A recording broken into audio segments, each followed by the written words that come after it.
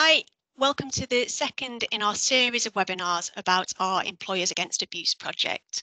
We'll start with some quick introductions so you know who we are. So Faye, I'll come to you first. Thanks, Vicky. Hi there, I'm Faye Maxted. I'm the Chief Executive of the Survivors Trust. Thanks, Faye. And Linda? Thank you. Yes, I'm Linda Lewis and I am the Training and Development Manager for the Survivors Trust. Lovely, thanks. And I'm Vicky and I'm the Operational Support Manager here. So in today's webinar, we're going to be looking at two of the key components of the support ambassador role, which are providing emotional support and maintaining boundaries. And how we're going to do it is we're going to split this session into two, starting with emotional support, and then we'll move on to the boundaries later. So over to you, Linda. What do we mean by emotional support? Yeah, it's a really interesting one because some people are natural at being able to offer emotional support. Some people might be a little bit more averse to the idea of giving emotional support. And so when we talk about what a suitable ambassador, what kind of key characteristics they need, it's looking for people who are a natural at listening, because that's one of the key elements of providing emotional support to people. So, you know, the role does require an element of you being able to listen, be attentive, and also to respond effectively. And when we respond, we're responding with some key elements there in terms of empathy and compassion. So let's move on then to what that can look like when we talk about emotional support, because there's a number of things we need to do when we offer emotional support to people. Many people now are struggling with face-to-face communication because they're so used to texting on some kind of social media app or emailing and what have you. So when you're face-to-face with somebody, it's a very different dynamic to how you're going to respond, listen, and relay information to them. So empathy and compassion goes without saying. On the right-hand side there of that slide, you'll see some what we call the key ingredients. And the first one is being able to build rapport. So what do we mean by build rapport? Well, that is about you getting a connection with the individual. If you don't have a connection, the chances are you're not going to be able to build a rapport where they feel safe and comfortable to speak to you about what could feel like a very embarrassing situation for them. In building rapport, we are demonstrating warmth, and warmth can be demonstrated through our body language and through the tone of our voice. And I can't say enough about that because in my experience of working in this sector, I've often heard people who've told me their stories of connecting with practitioners, and they said it felt very process driven.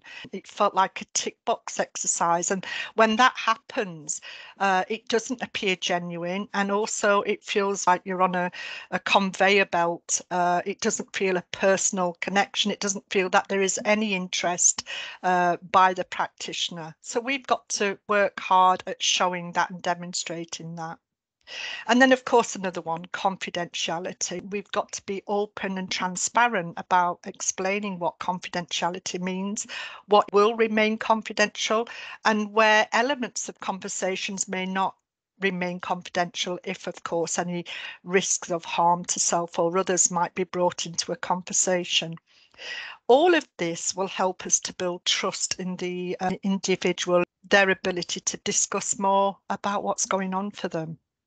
On that note as well, there's been a lot of research into empathy and compassion, and for employers it might be quite interesting to recognise that they found that those who rarely or never receive social and emotional support, they are 4 times more likely to report frequent mental distress. They're 6.8 times more likely to report frequent depressive symptoms, and 4 times more likely to report frequent anxiety symptoms. Now, that tells us a lot in a workplace scenario, the importance of being able to have somebody there at place, that connection where they can seek emotional support from somebody who is able to convey empathy and compassion. And all those things as well, Linda, that you just mentioned, they're going to impact on the rest of the team as well, aren't they? It's not just on the individual experiencing them. So it's going to contribute to the whole workplace environment. Absolutely. This is changing the workplace culture.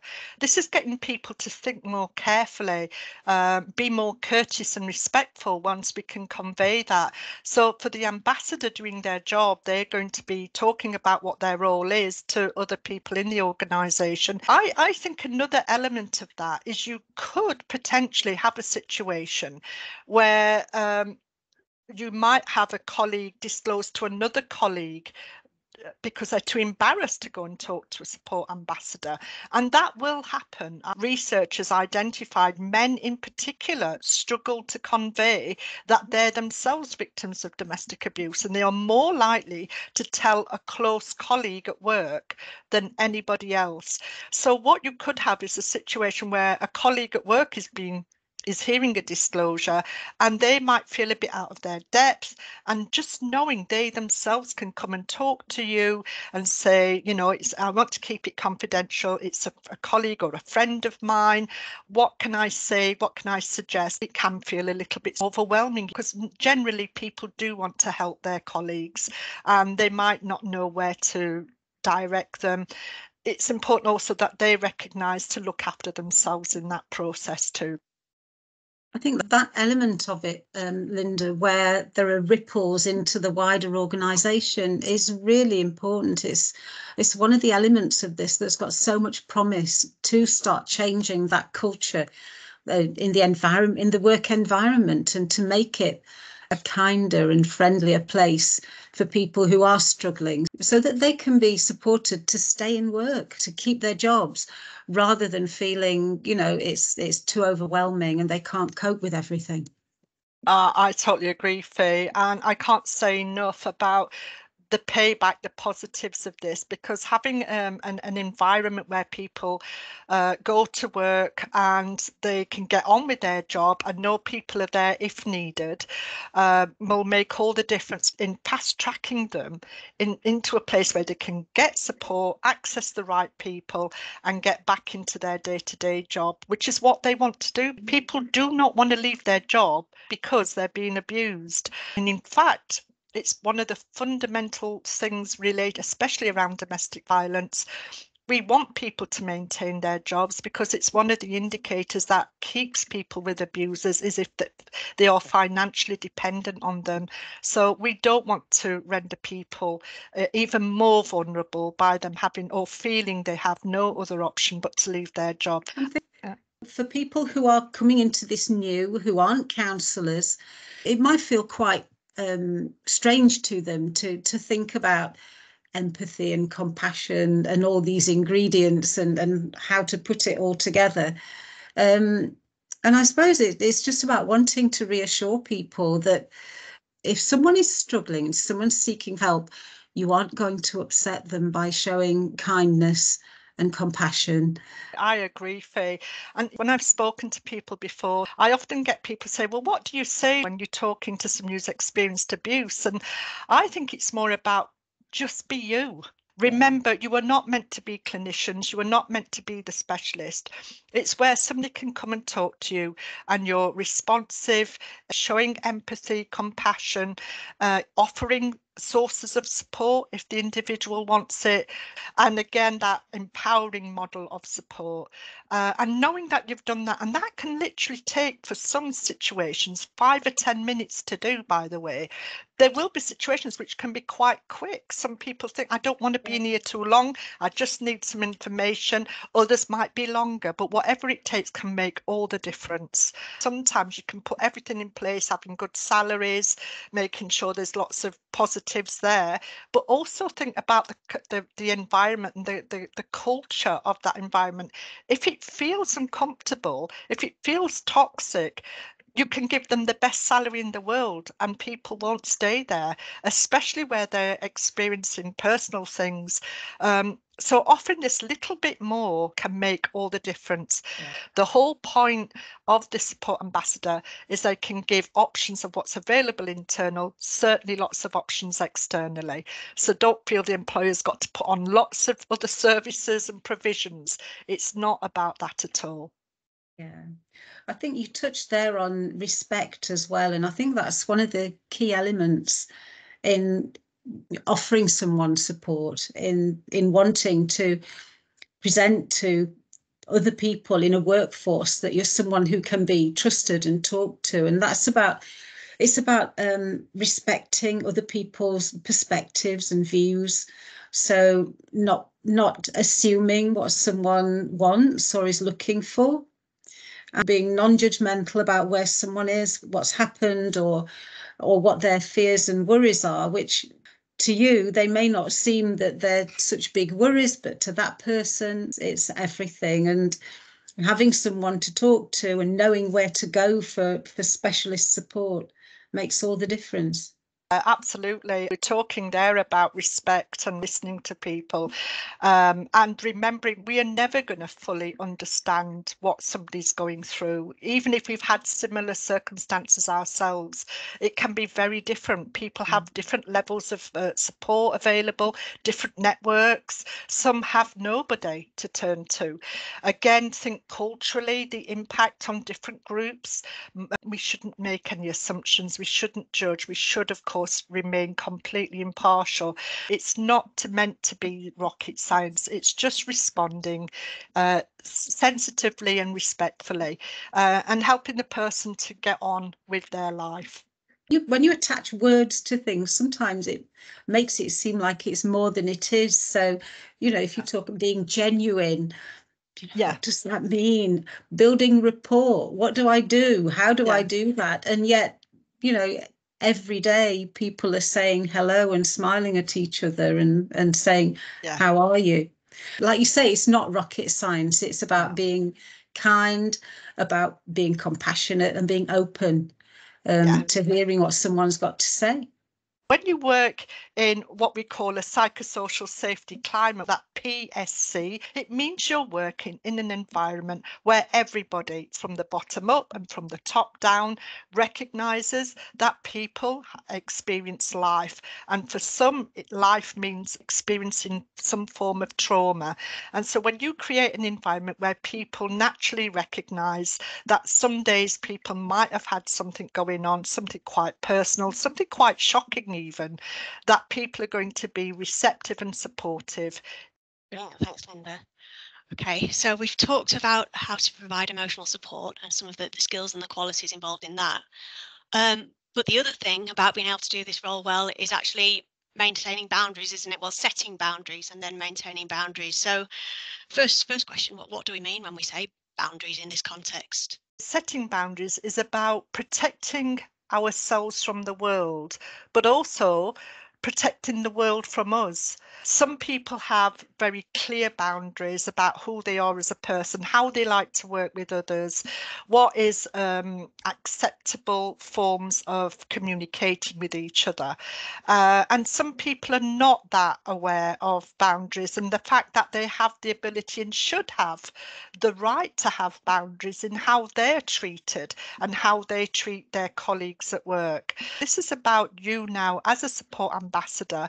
You're going to be talking to colleagues about what could be quite sensitive issues. But remember, this is a professional role. It has a title. So even though you might see somebody as a friend, when you're carrying out this role, you are what we call a professional friend. It is not the same as your social circle of friends. There comes responsibility and accountability with a role. So I'll give you some examples. I've got a slide here with some information around this. Anybody who's got a title, anybody who's got training in the issues of abuse have some element of power. You might not think you've got it, but you have. And so people may make assumptions that as a support ambassador, you will have all the answers. And that's not what the role is. We are not meant to tell people what to do. This is about, I can share some information with you about what's available out there, and then you can make an informed choice about what steps make sense to you, what's right for your circumstances. We may hear in some situations very sensitive personal information about colleagues. and you may have the potential to raise concerns. Certainly is a form of power to somebody who's coming to you now and worrying about what are they going to do, how are they going to respond. So that's what we mean about boundaries. If I'm meeting with a colleague who's coming to tell me about this, making it absolutely clear what the boundaries are and how we work together, giving them reassurance. I'm not going to share this with anybody unless, of course, you raise any concerns relating to risks to yourself or anybody else. So everything you tell me will remain confidential. It's also about managing our own emotions. Again, listening to somebody else's experience might be quite challenging for you, and we can't let them know that. We've got to be composed and we've got to be in charge of the situation. So setting boundaries is absolutely necessary, and you can do that in so many ways. Initially, even in the information sharing you give about your role, making it clear what the boundaries are, how you will work together, when you're available to work with them, what to do if you're not available. So it's just simple steps that you put in place to make sure that you manage them. I think an important skill, and you touch on it in the first training session, Linda, is having self-awareness, isn't it? So that awareness of your own emotions, being able to recognise when you perhaps are getting a bit too involved or might be at risk of burning out or whatever. I think self-awareness is a really important skill, particularly for the support ambassador role. I know it can be really frustrating when you're hearing about a situation someone might be in. You want to get involved, you want to help them, you want them out of that situation, but it's their choice. Yeah, I like what you said there, Vicky, about the self-awareness, and I do encourage this throughout the training, is use of reflective practice, and that is a really good method of monitoring yourself and your own emotions and naming those emotions as well, so that you do recognize within yourself moments where you think, oh, I might be stepping over a boundary here, and what can I do to improve or develop that? So again, constantly being conscious of your own responses to some of the situations you might be faced with. I think that's such a good point, and it's really closely linked to what I was going to say, which is how difficult it can be sometimes to understand someone else's perspective if they're making choices that you wouldn't make, or if they're making choices that you think are risky. Or, you know, I think it's quite difficult then to put yourself into their position, but that's absolutely what you have to do. Otherwise, you risk disempowering that person. It's certainly not respecting where they are and what their choices are. But also, if you're so involved in trying to solve something for someone else, then you're at risk of overwhelm. The role isn't intended for that. It's intended to give that information and empower someone to then take action themselves. And I think that's a crucial part of it.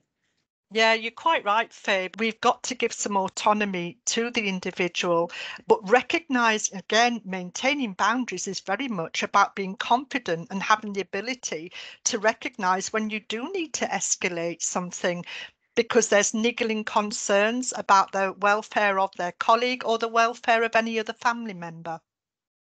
I think also I'd want to really emphasise that sometimes it's the small things that make a difference. Just knowing there's someone there who says, you know, it's okay, here's some information. That might be a step on someone's journey, and it might be, you know, that journey might take weeks or months. It could be a long time before they're in a better place or in a place where they decide to do different things. But it all adds in, it's all important. Even those small acts will make a huge difference in someone's life.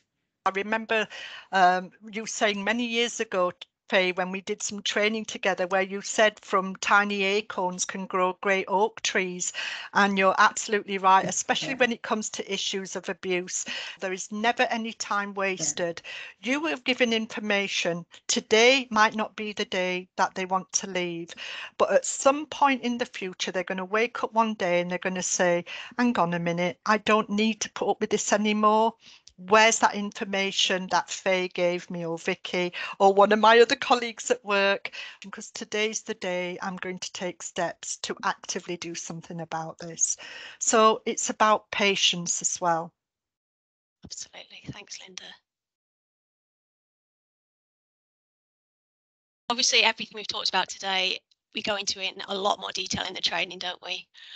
Absolutely, it's very interactive. We have case studies, we have videos, and lots of discussions and sharing of ideas and sharing of experiences as well, which is fantastic. So if anyone is interested in doing the training or in finding out a bit more about it, all the information is on our website. If you go to the page, we've got frequently asked questions on there as well, and you can actually see our sessions and you can book onto them yourself. It's just a click to register. Just to emphasise again, all the training's free because it's funded by the Home Office. It is relevant to every organisation of every size and every sort. So we really want to get as many people as we can on this training because it's so important. Absolutely. We've had industries like manufacturing industries, we've had police services, social care services, we've had a lot of medical practitioners coming on the training, just about every sector. And you can send more than one person as well. And especially do think about that, because the larger the organisation you are, the chances are you're going to need more than one person. All you've got to do is allow them time to attend 2 3-hour training sessions, followed up usually about 4 to 6 weeks later with up to 3 hours of supervision. And that's all there is to it. They get the resources, they get information, they get booklets to help them to do their job. It's an opportunity to become part of a movement that's making changes. Yeah, absolutely. Yeah. Lovely. Yep. Thanks, Linda. Thanks, Faye. Thank you.